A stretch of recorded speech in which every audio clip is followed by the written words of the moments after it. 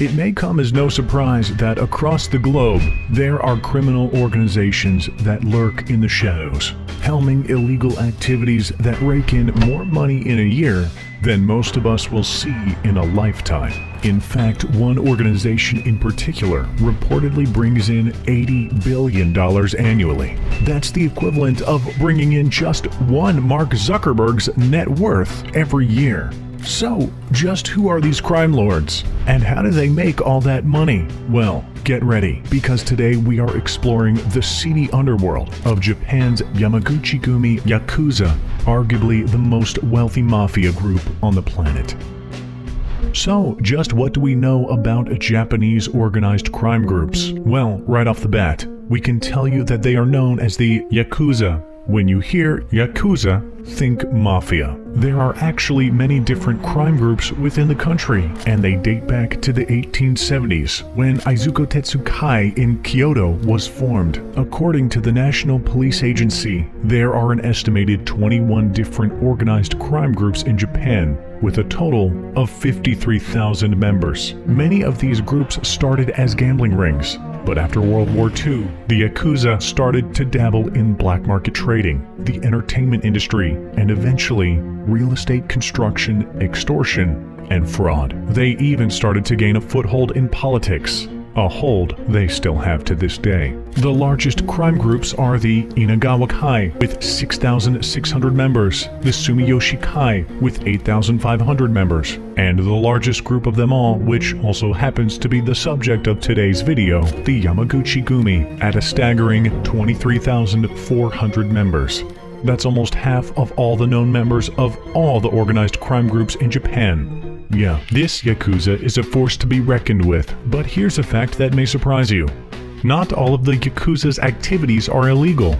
In fact, the third-generation leader of the Yamaguchi-gumi, named Kazuo Taoka, famously told his members to, quote, have a real job. Sure, the majority of their income and wealth comes from illegal activities, but by running legitimate businesses, the Yakuza confidently claim that they are humanitarian groups that keep order within their country.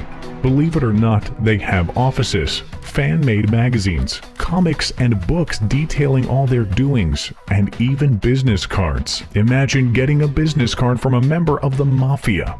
We don't know about you, but we'd be at a bit of a loss for words. The other calling card of the Yakuza? That would be their extensive body tattoos. Now, we will say that this practice has started to fall out of favor with younger generations of Yakuza members, mainly due to the fact that, well, if your body is covered in tattoos, the cops would be able to identify you instantly.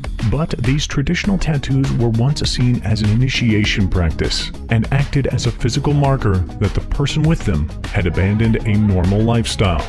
A permanent reminder that they had turned their back on society. Members will usually have their organization's emblem tattooed on their chest, which, as you can imagine, makes it mighty difficult to change organizations. Oh, and these pieces of body art are also a status symbol, proving that the Yakuza member had money to spend. After all, a medium-sized tattoo or portrait costs an average of $450. And that doesn't even include the $150 it costs to hire the artist. When you have your whole body covered, expect to pay around $60,000 or more.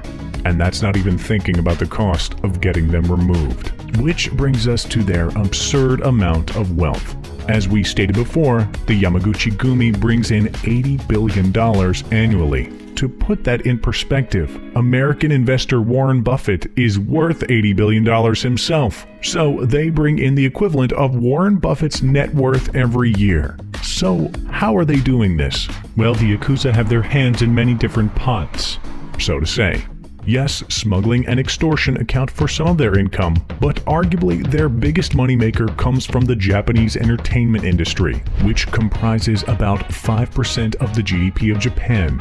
That's $400 billion per year. In fact, the Yakuza are thought to be funding one of Japan's top teen girl groups, although none of the girl group's management have confirmed this. We wonder why.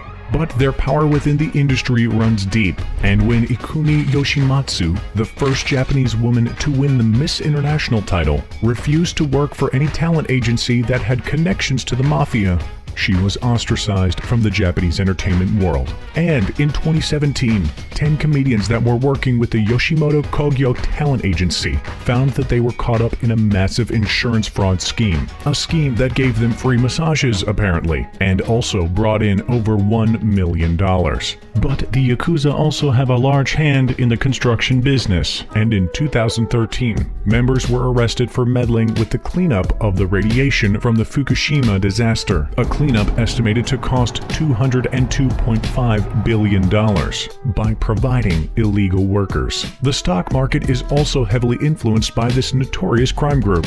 They are known for seeing stocks as a sort of casino, a metaphorical callback to their early beginnings in gambling rings.